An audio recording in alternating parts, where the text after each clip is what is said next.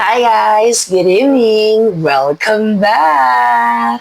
Time check, 11:40. And guys, kagigising ko lang. So, for tonight's video, tayo ay lalafang. Hey! It's McDonald's! Alright.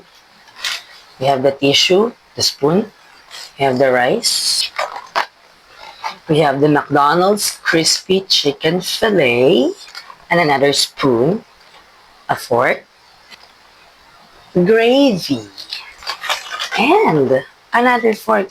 Kapag ka may dalawang pares ng kutsara tinidor, it's either may kasama akong kakain, or may isa pa akong in-order. This is the chicken McDo. Oh my gosh. So what are we waiting? Let's get started. Kaya naman pakialaman, no? Sa mga followers natin dyan, sa mga viewers natin dyan, pakialaman, no? So, this is it. This is it. Namumulubi na ako sa mga pinagagagawa ko, ha? Halos or almost every night na lang ganito, ha? Iba pa rin talaga kapag midnight ang pinag-uusapan. My gosh.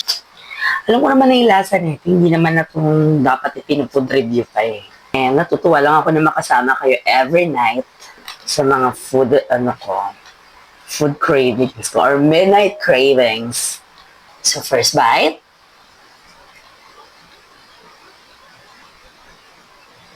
Alam niyo guys, very nostalgic yung lasa nitong chicken fillet alaking ng McDonald's for me na every time na nalalasahan ko siya or nakakain ko siya ulit. It reminds me of my day one nung nagtatrabaho pa ako sa unang-unang BPO company ko. Kasi during our lunch break, parang me and with my colleagues decided na kumain na lang sa McDo. And during that time, ito yung isa sa mga pinaka-cheapest. Ito yung gusto kong gawin, wait lang. Ito yung gusto kong gawin. Since I have my, parang ano ba to, lapel knife. Wow! At napapanood ko lang to eh. Yung mga nagmumukbang, yung may mga palagok. Let's try.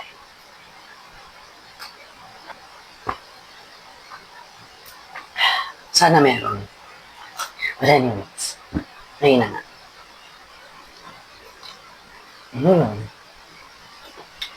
Kasi may gravy nga pala siya. Ay! Hindi siya gravy. Extra laking sauce. Kasi it has sauce na nga pala already. So, ayan. Makes sense. Okay. Makes sense. So, ayun na nga. Ayun lang. Yun yung ma-share ko. May ganun din ba kayo? Ako kasi may mga ganun ako pagka nalalasahan, may naamoy na very promising, na very nakakapagpaalala sa akin ng mga nakaraan.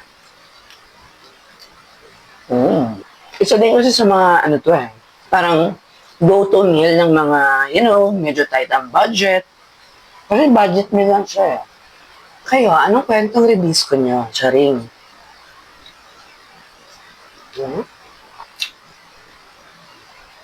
So next on our list, ladies and gentlemen, is our one-piece chicken.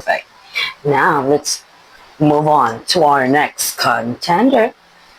Lamig kaayo. And of course, wait lang. Bakit ko daw siya kinakalimutan? Ating pambansang BFF sa mga kanin. Diba? Si Lord. Hindi ko na isasabaw yung gravy. Ito na lang.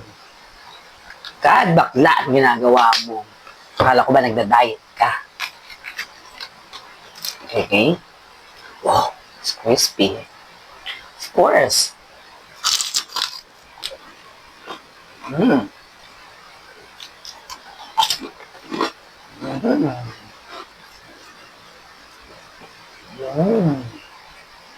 Pak na pak.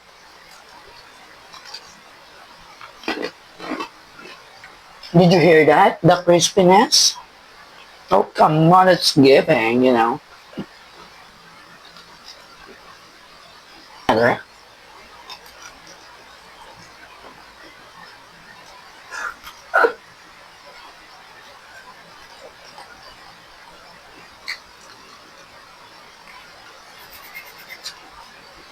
okay guys, so ayan. So guys, kung nagustuhan niyo ang video na to, don't forget to follow my Facebook account. At syempre, don't forget to share my videos para naman makaabot to dyan kahit pa sa pintuan ninyo. Okay? So see you again next time. Ubusin ko lang muna to. Okay? Bye-bye! Love you!